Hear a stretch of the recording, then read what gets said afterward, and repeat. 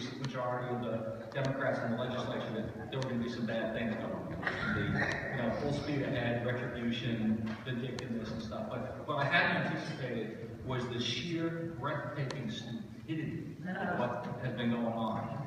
And in some cases, some of the bills you may not have heard as much about as the more high-profile ones. For example, Senate Bill 913. Now, Senate Bill 913 bans, it makes it illegal for you to sell ivory that you own, okay? So you already own this stuff. It's illegal to sell ivory that belongs to an elephant, a rhino, or a woolly mammoth. Now, of course, in that building, I'm all about saving elephants, of course, rhinos not so much, but I have put on good authority that the woolly mammoth is no longer on the endangered species list. They want to protect woolly mammoths, so they made it illegal to sell ivory that you own. So we went back and said, well, wait a minute, people own this stuff, it's their property. So they came back and said, we'll have an exception for certain firearms and certain knives and some musical instruments. So now you could sell it if the ivory on that item was less than 20% by volume of the item. You ever tried to measure the volume of a piano?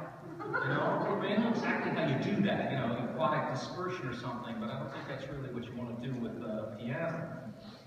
So there's that idiotic bill, which is basically just theft. You own stuff. Now you can sell it. You can give ivory away, but you can't sell it. So I've got a grandpa's pistol with the ivory grips. I take the grips off. I sell it down. I give away the grips. Okay? This is the idiocy of what kind of legislation we're dealing with. Senate Bill 299 is supposed to change what states you could go to buy a long gun. Federal law says you can buy a long gun in any state. Oregon says you can only buy it in states that are joined us. So Nevada, Idaho, Washington. And we're trying to change that so you can buy it in any state, just like the Fed said. Right, this is Senate Judiciary Committee. Krasansky and Burdick, right? Two people who have made a career of gun control. You would assume that since this is all they do, that they would know something about the gun control laws. In the course of this hearing, I was asked to come up and talk about the bill, and they're trying to understand what it does, and I said, well, all it does is let us buy guns in any other state. And they had no idea that there's a background check required in every state. Well, what about a state that doesn't require background checks? I said, there is no such state. Well, what if you buy from a private party? I said, doesn't matter. The federal law is still a federal law. Well, what about internet sales? They are convinced that you can go online, press on a thing, and a gun gets delivered to your printer. They have no idea that all the same rules apply. There's the massive ignorance that's going on down there. What does it cost every time they write one of these bills? A couple of $1,000s. Here's another great one, Senate Bill 173. Right now, if you are a CHL holder, your concealed handgun license holder, you can go into a public building with a gun. You can carry it any way you want. You're not allowed in a public building with a gun under any conditions if you don't have a CHL. So you're allowed to go into the Capitol, City Hall, any one of those places with your CHL and your firearm concealed, unconcealed, loaded, unloaded. That's perfectly legal. But we still have a state law that says if you do go into a public building, a police officer has the right to inspect your gun to see if it's loaded. Well, what difference does it make? If it's loaded, it's perfectly legal. So instead of them saying, this law makes no sense, let's repeal it, they decided what we're going to do is say, well, if you go in, instead of showing them your gun, you can show them your CHL. We had one guy, the guy who asked for this bill, he was stopped in Corvallis, arrested for carrying a gun, which was perfectly legal. He sued Corvallis, he won against the cops. Sent Oregon Firearms the money, he won the lawsuit. When he went to file some papers in some public building, the cops he was suing were there. And so they took his gun, using that statute, said, we want to inspect your gun. They take his gun, take the magazine out, waving the gun around. Of course, it's still around in the chamber. And so this is why he requested it, but clearly that makes absolutely no sense. So you can ask me if I have a permit, but you can look at my gun to see if it's loaded, which is perfectly legal. Senate Bill 315, this is another beauty. Right now, if you are a gun dealer and you take into your inventory a used gun that you're going to sell, it's going to be part of your inventory. The state law requires that you fill out a form with the serial number of the gun and send it to the local police. Now, most dealers don't know this law exists. Most dealers don't comply with it because they don't know it exists. And the police who are getting these forms don't want them. They throw them away. They have no use for them at all. What would be the obvious response to this stupid law that nobody is aware of and nobody's obeying? You repeal it, right? No, what they want to do is they want to amend it so that now, instead of having to hand deliver or mail this form to the local police, you could email it to them. Which is great, because now they can just press delete instead of walking across the street in the car. Senate Bill 385, one of my favorites. In Oregon, it's illegal to bring a gun into a courtroom. But only certain courts are under that umbrella. And what isn't under that umbrella are municipal courts and justice courts. They are not covered under the gun prohibition. So who comes and says we want this? Well, some county people came and some judges came and said, well, you know, we're municipal court judges, and we want to be able to ban guns in our courtrooms because there's a lot of emotional stuff goes on in the municipal courtroom. There's people paying parking tickets and all kinds of things like that. Really they get worked up about it. I said, we want to ban guns there. And I looked at this and said, just a minute. Your judges who are coming here, you interpret the law, and you want to ban guns in your courtroom, you can do that now. Not only do we know it, we've litigated it. They are judges, whether the courtroom is a municipal court or not, they are judges, so they can make whatever rules they want. And I told them this. I said, you people are judges and you don't know this? I said, you have that power now. You don't need a bill to do this. Besides, municipal courts are used for many different things. Typically, they're used one day a week. You know, the rest of the time, there's city council chambers or all kinds of other things. You want to make that place off limits to gun owners 7 days a week when the court only meets there one day. You have the power to do it. You don't need that. So, how did they fix that? Did they say, oh, we don't need a bill? Let's send an email to the judges and say, hey, stupid, you can do this now. No, what they want to do is change it so they say, okay, you can make guns off limits, but only when the court's in session. Another stupid solution for a bill that shouldn't even be required in the first place. But what gets really good is when we get into restraining order bills. Okay, Senate Bill 525 was intended to expand the number of people who could be caught up in a gun prohibition because it was a restraining order. All right, so you know what a restraining order is? Somebody made an accusation. There's no proof, there's no conviction, there's nothing, but you lose your gun rights. So all of these people came demanding that we enact Senate Bill 525. And I'm going to read a couple of things to you real quickly, okay? Here's one of their justifications for the bill, all right? This is Lori Mons Anderson, one of our senators. This is her testimony. It says, federal law prohibits the possession of firearms by domestic violence offenders, but because this law is not codified in Oregon, our system cannot enforce the law, and victims don't have protection. That's Lori Mons Anderson. Here's a note from Dan Sussman, okay, Commissioner of Oklahoma County. SB 525 gives local law enforcement the authority to enforce the law and keeps firearms out of the hands of abusers. You know, we got to give them the authority to do that because they don't have it now, right? All right. Here's Don McTorno. He's a judge. Consequently, state authorities lack the legal authority to act when offenders are subject to protective orders or convicted of misdemeanor crimes of domestic violence. You see a pattern forming here? Okay, what's the pattern? The pattern is that we need to not enact this law because our cops are not allowed to enforce the existing laws. Here is a note from Erin Grenowald, Domestic Violence Resource Prosecutor. SB 525 would provide local law enforcement, that's in italics, the authority that they currently do not have to appropriately investigate gun possession by domestic violence misdemeanors. All right? Every single one of these people, including our Attorney General, the chief law enforcement officer in the state, came to the hearing and testified that local police do not have the authority to enforce these laws. What's the problem? The problem is it's 100% wrong. They absolutely have the authority to do it. Not only does our statute say it, but court cases, Winter versus Willis, said they absolutely have the authority to do it. Yes, yet every one of these people who came blatantly lied about what was in this bill and what it would do. And we're talking about the Attorney General. read something. Just to talk about what's going on, particularly with restraining orders. Everybody wants to protect victims of domestic violence, of course. It doesn't matter how fraudulent the claims are. If you're accused of it, you're a bad guy. Of course, you'll always be a guy, right? So, here's testimony from the Oregon Law Center. They'll always come with tons of statistics, right? Lots and lots of statistics about 68% of this and 85% of that. I just want to read you a statistic from the Oregon Law Center. Every year, on average, 29 Oregonians are killed in domestic violence incidents. All right? Now, here's some more testimony. This is from the Oregon Alliance to End Violence Against Women. Every year, on average, 28 Oregonians are killed in domestic violence incidents. Now, that's pretty close, right? That's not a big deal. They're off by one. There's only one problem. Both of these testimonies were provided by the same person. All right? Okay, so when you start seeing statistics thrown around by these people, where do they come from? They come out of the air. This gal can't even get the statistics right in the two pieces of testimony that she provided at the same time. Here's another one.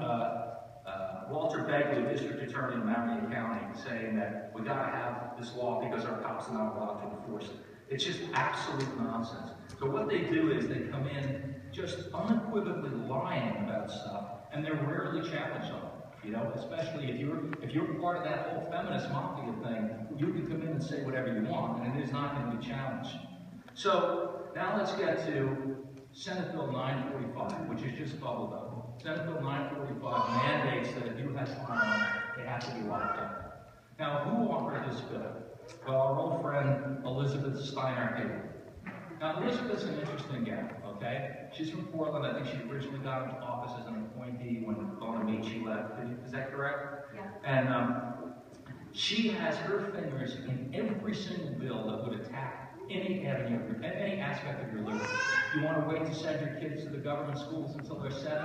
You can't do that. You want to decide when you're going to vaccinate your children? You can't do that. So now she comes up with this law that demands that firearms be locked up. What's really interesting about Hayward is this. Hayward, of course, is a doctor, which she never stops reminding us. Every time there's a bill, she has to tell us that she's a physician. But she's also a person who admittedly has serious mental problems. She's been very open about the fact that she's basically, mentally ill and cannot function. And she's, in her own words, says, I cannot take a shower, I cannot go to work without being heavily medicated. In any case, any place in this state, she probably would not be eligible to have a concealed handgun license because she's a danger to herself or others. But she's perfectly happy to come and tell you how to run your life. Now, we all know the statistics, or at least the overall statistics of how many people die in this country every year as a result of overdoses of prescribed medication. And how many people die at the hands of doctors who made mistakes. Far more than are ever killed or hurt because a child got access to one of his parents' guns.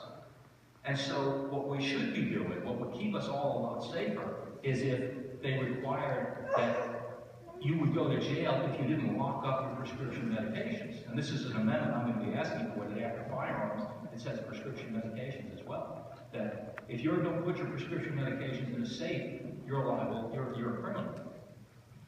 But I also think that based on the statistics we all know, that we probably make the world a lot safer if we just locked up a bunch of doctors. But finally, the big one, of course, is the background check bill. This is Senate Bill 941. And this bill is a truly amazing piece of work. And you probably heard about it, that a background check will be required for every private transfer. And what surprised me about the bill when they introduced it was I knew the bill was coming, but my expectation was that they would just require you to use the existing system that we've had for 15 years, that if I wanted to transfer a gun to somebody I knew, I could pick up the phone and call the state police and say, would you run a background check? That seemed to me that would be, I'd be opposed to the bill in any event, but it seemed to me that would be the way they would do it. But no, now they've decided that you cannot do the transfer at all unless you bring the gun to a gun dealer.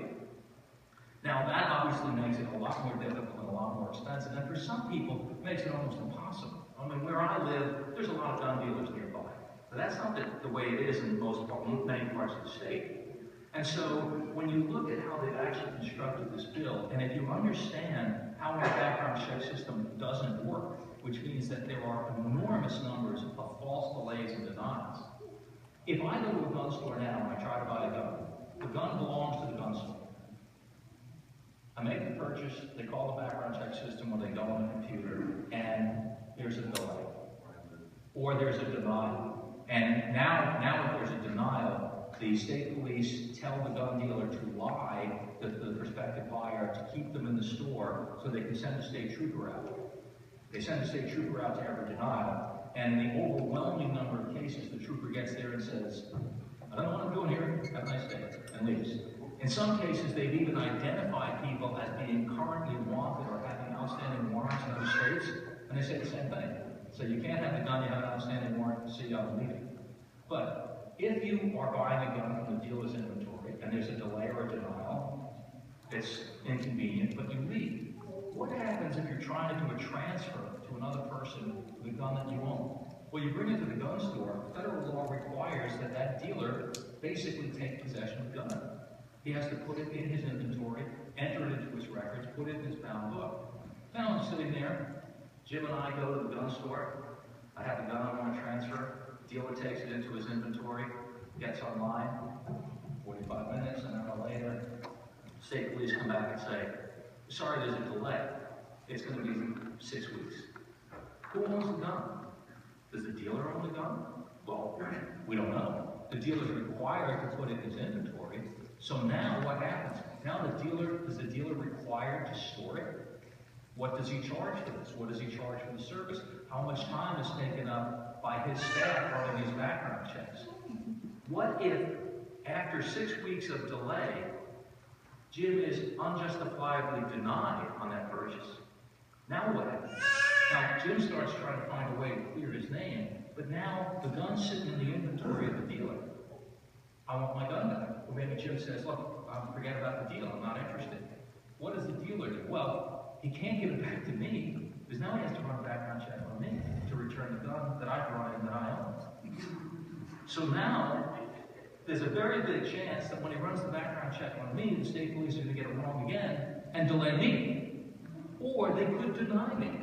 And the vast majority of denials, if you look at the statistics, which have been provided by the Oregon State Police, the vast amount of denials are denied in error with no justification. Then it becomes your problem to go get it straightened out. But now, I've driven 150 miles in Eastern Oregon to a dealer, tried to transfer the gun, the buyer's delayed and then denied. I want to get the gun back, so I drive back 150 miles. I'm delayed or denied. Now, what happens to the gun? Does the dealer own it? Well, he doesn't really own it. He didn't pay for it, but it's in his bound book and he can't give it to anybody. And what happens if the gun that I bring in to have transferred is a piece of junk? Something that's going to blow up the first time somebody shoots it. Is the dealer going to want to take that into his inventory, knowing that when he transfers it, it's now his liability if something goes wrong? The entire system is a complete joke and nightmare. Over 22 counties have said we want nothing to do with it. Mercifully, this is one of the first counties to do it, and I applaud Yadville County for taking that step. And yes, more and more sheriffs are saying we want nothing to do with it. Grant County Sheriff came and testified and said, I'm not enforcing it. I spoke briefly to your sheriff, and he said he would come and testify against it. But it is unquestionable that this is not something that the state wants, in spite of the fact that we're continually told that 89% of gun owners really want this. I've been able to find any of them. It is just a colossal mess. And so obviously what we've been doing is we've been leaning on, we went back and we said, look, we've got a perfect alternative for you. How about this?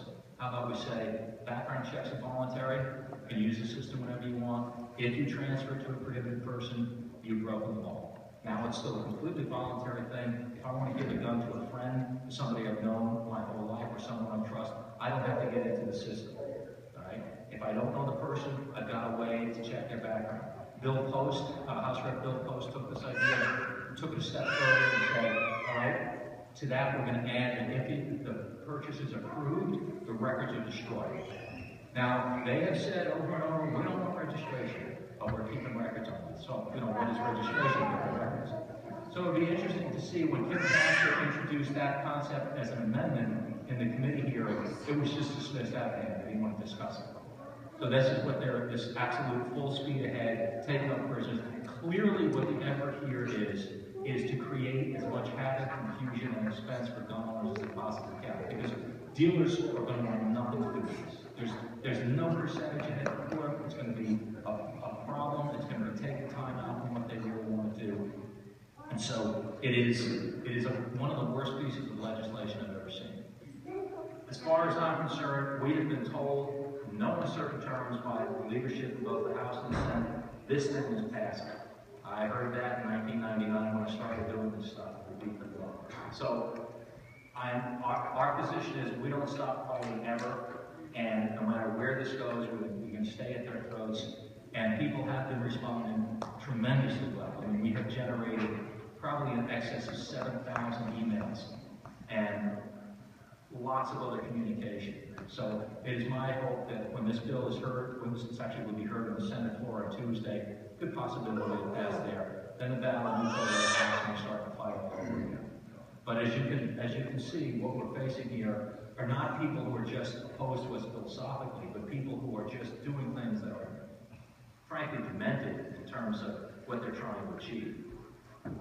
And so with that, I would just say, you know, the fight's going on. People have done a really good job of keeping up the pressure, and we're going to keep doing it no matter what happens. There's what goes around comes around, and if they pass this, there'll be plenty more for us to do. So with that, if there's any questions about the current legislation, I'll be happy to take them. Yes? So a lot of the bills I've read, a lot of them have language that are, that's one part that I'm really concerned about when I read a lot of legislation. The domestic violence when you're talking about earlier, there's another piece on that said something about they weren't allowed by imposition. Right. When I see language like that, it makes me think that at some point we'd have to show our ID card or something like that to buy a gun.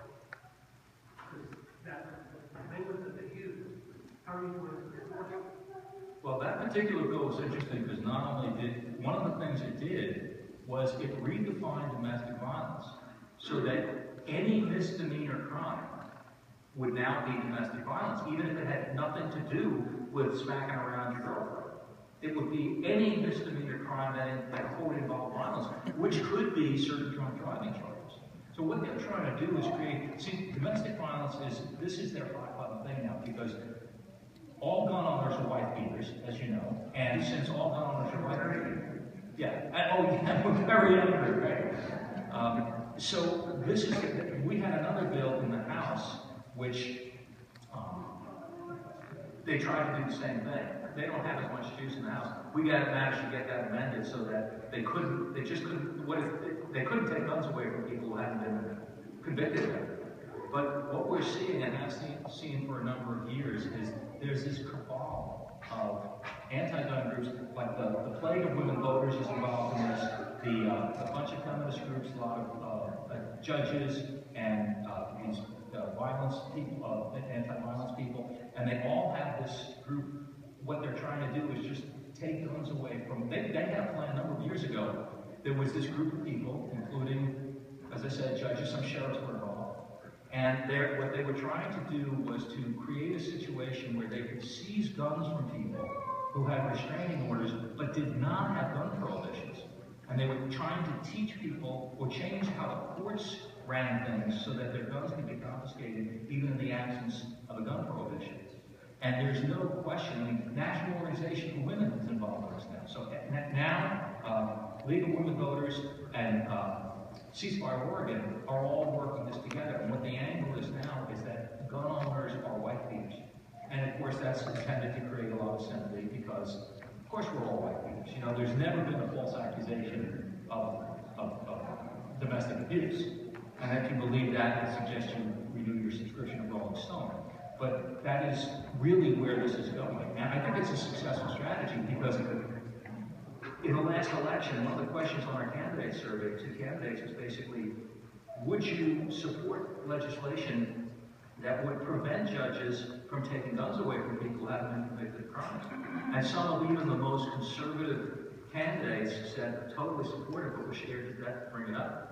Because if you say that, then you support domestic violence. You support life beating. So that's where this is all going now.